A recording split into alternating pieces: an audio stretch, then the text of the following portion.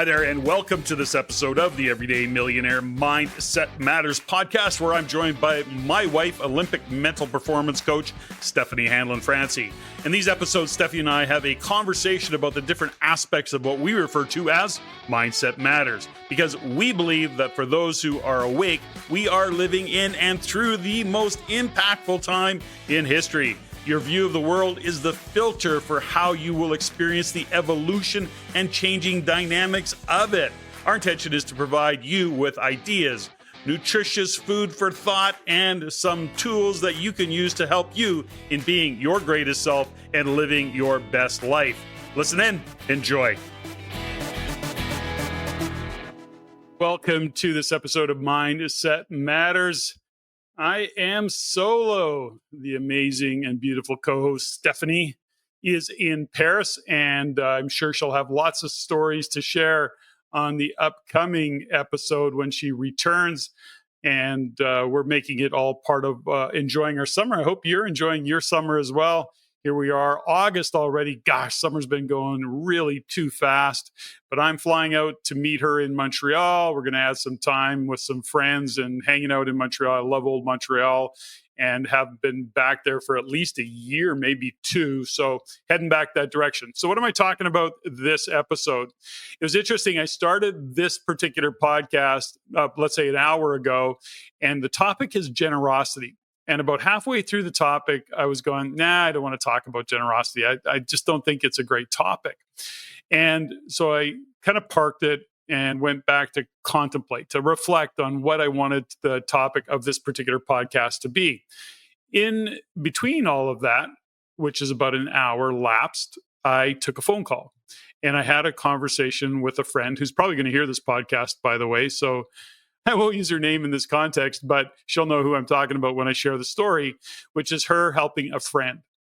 And the reason, I'll get to that in a minute, but the reason I talk about generosity is because Steffany and I are pretty known for our generosity. Now, it's not something that we necessarily think about, but people often comment on our generosity. And what we've come to understand over the years is that's just how we're wired. We don't think of it really in that term. It's just, I don't know how to say it. We just are that way.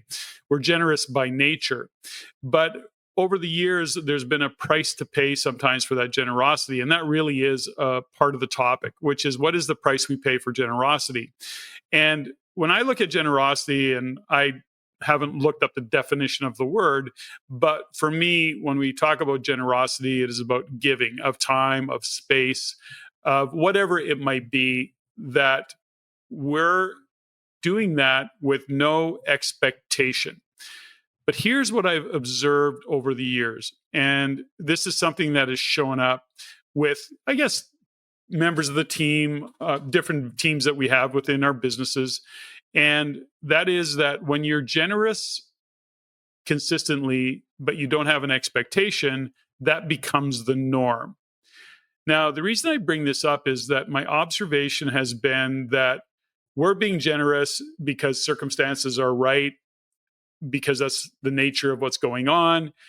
All good, all good. I don't have an expectation around it. But what I have noticed is that in my experience, what happens if we don't set an expectation around our generosity is it becomes the benchmark. It becomes the new normal, or the normal of the relationship.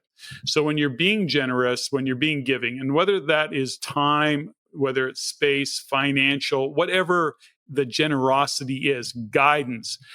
It's Steffany learned this many years ago that as a coach, she makes her living, or I shouldn't say she makes her living, but part of how she generates revenue is through her coaching, through the experience she's gained, the wisdom, the skills, the education, the things that she's developed. I have as well to a degree. But we're often generous with our guidance, with our time, with our wisdom, with what we've learned, and we don't charge for that. And then by nature, we become the coaches, if you will. And that's the way we operate. Now, that's one aspect of generosity, is giving of time, of knowledge, without an expectation, without looking for something in return.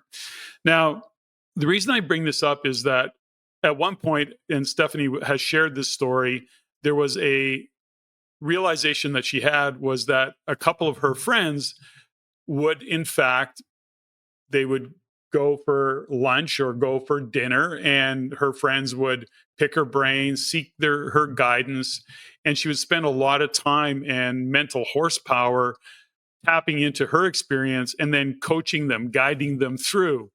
And then they would still split the bill with her. So there was this thing that she finally woke up one day in her mind and went, I'm done. Like, I'm not going to be that person, is that I'm there. All my attention is on them. I'm going for dinner. At some point, I'd like the conversation to be about me. I would like the space to have this particular conversation. Now, I've experienced that to a lesser degree. She articulated it in a couple of our podcasts along the way. That's why I share it. Now, here's the point of all of this in terms of generosity. We give of our time, we give of our money, we give of the space that we hold. We do all of the things that we do, and we don't have an expectation around it. That's being generous. Now, in my definition, the challenge that we face is that when it becomes the norm, when it becomes the expectation, and then we change the dance step. Now, I've witnessed this over the years with, I'll say, many staff, if you will, many members of the team and the businesses that I've owned, is that we start to realize that how we are, how we occur is great. But if we change it, then all of a sudden that was an expectation. So they weren't feeling, the person receiving our generosity was not actually experiencing it as us being generous any longer. That shift happened. So then the expectation by the receiver of our generosity is, no, this is what it should be. This is what you, in fact, owe me for being in this relationship. I'm probably not describing it quite well, but I think that you will get it if you've had or are having that experience. Now, I wasn't going to talk about this particular topic because I just didn't think there was enough depth in it and was there enough lessons in it, and I didn't know what to share. I was actually thinking to myself is that as I reflect on my own generosity, sometimes I go, no, there's an imbalance here. I'm really giving, and I'm not receiving. I'm not giving back. So the giving and receiving, that statement of giving is the same as receiving, I've lost that balance. So in other words, I'm not feeling like I'm happy to give, which is I'm wanting to receive some, I guess, feeling of that there's an appreciation there, at least, that it isn't normalized and that somebody recognizes it. And whether that's vocalized or just through some other form of expression, I realize that my generosity is seen as generosity. So I shared that with you, and then I wasn't going to do this particular segment, and then I got a phone call from my friend. And my friend was, then she's in a relationship, and it was some money involved and some real estate involved.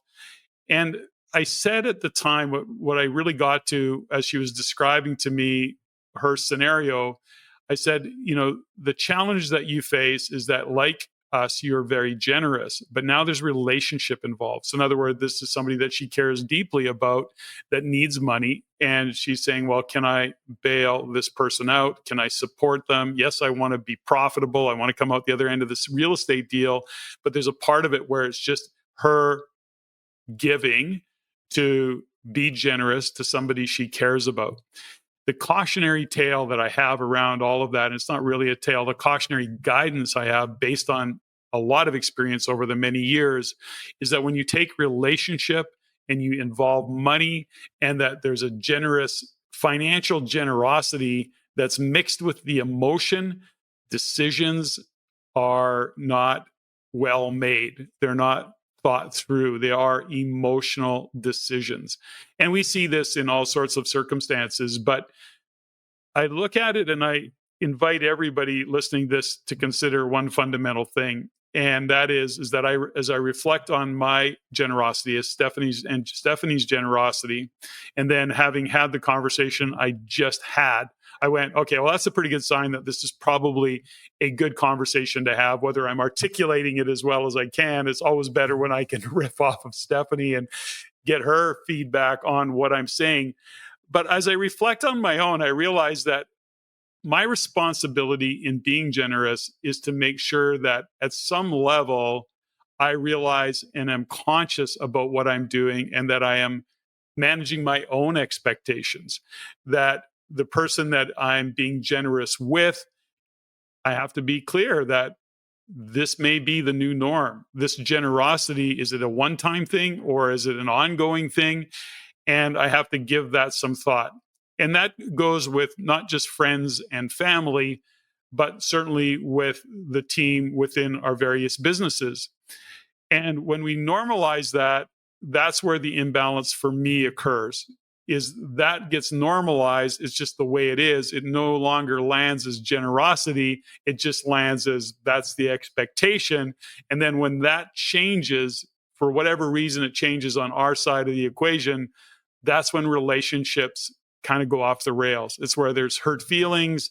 That's where I don't feel the love so much anymore, whatever that might be. So it's taken me a long time to actually come to that realization. And before Steffany left for Paris and we were actually preparing for this particular topic or this show, we go, what is the topic? And this is what showed up. And it showed up because of a couple of different scenarios and some observations that we were making with members of our team that, we've been very generous in a lot of ways. And whether that's bonuses or time or flexibility, we're being generous and we do that on a consistent basis. And then over the years, what happens is that becomes the standard. It's not seen as being generous. So I've said that a couple of different ways, so I don't want to beat it to death. I have my own lessons to learn along the way so that I'm not let down in terms of my own expectations about what the heck, where did this go from my generosity to the expectation of how I operate and what I do. So I'm really thinking this one through. I don't have all the answers.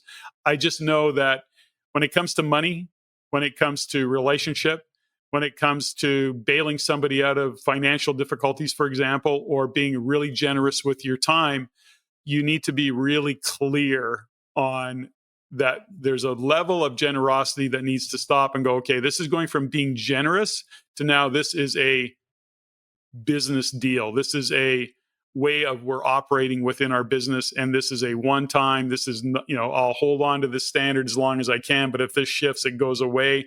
Don't have the expectation on the other side, on the recipient side of that equation, that this is going to go on forever. I'll leave that there for now, but there's something else that showed up for me, which is I know, for example, that people have been generous with me. And in reflection, I realized that I too normalized that generosity. And these are good friends who were generous and we're still in relationship. And I think I understood the generosity of it. So when it kind of changed and shifted, I didn't have any bitterness around it. I wasn't going, hey, you did and you said. There was none of that. But it's just in reflection that I realized that it could be a blind spot. It could be a blind spot that some people in your life, in your relationship, are very generous, and whatever they might be generous with. And we normalize it and we stop appreciating it or seeing the value in it. And I consider myself fairly aware and, reflective, self-assessing, if you will. But I realize that could be a blind spot that I can't hit it on the head for sure, but I realize that in my life over the years, I've had some people who have been very generous with their time, their energy, their contacts, their willingness to support me on some endeavor. And that generosity was, I think I normalized it. And that is something that I'm thinking about. And am I guilty of it? So I'm only looking at it from the other side of the equation going, it's one thing for me to be the giver of that generosity. And I can look at the recipient and go, okay, hold it. There's an imbalance here. This has become an expectation and you're not seeing it as generosity. But then I look in the mirror and I go, where am I that? Where have I been guilty of that? And so that's what I'm reflecting on. I can't put an exact story on it yet, but I think it will be interesting as I reflect on this and think about it. I may have to phone some people and go, something, I don't think I acknowledged you for the generosity and for what you provided me. And it's so interesting that for me, that would be part of a completion exercise and just an acknowledgement exercise. And perhaps just a gift to phone somebody that I haven't talked to for a while, or that I haven't acknowledged them for their generosity, and share with them my experience around it, and just say thank you for your generosity. I took it for granted, or I normalized it and didn't appreciate it to the fullest degree that I actually appreciate it. So having said all that, I'm going to cut this podcast a little bit short. Today was just about generosity, letting you know that Steffany and I will be back next week. I wanted to get this one in the can, and because of my phone call, I came back to this podcast on generosity, and I want to be generous with you as my listeners, and say that I hope you're having a great summer, and reach out anytime. CEO@rayincanada.com. There I go, giving away my time again. Reach out anytime. Comments are always appreciated. And if you got a generosity story, share it with me. In the meantime, enjoy your summer, and look forward to connecting with you in the near future with a couple of programs that we got going on. This is Patrick out. Ladies and gentlemen, thank you for listening. If you found value in the podcast, please take the time to rate and review and share with others. Share with your friends, as it is my goal to always improve and to provide the highest value for you, the listener. If you have any comments, suggestions, or questions you'd like answered, please email me at ceo@reincanada.com. That's ceo@reincanada.com. I look forward to hearing from you. And until next time, Patrick out.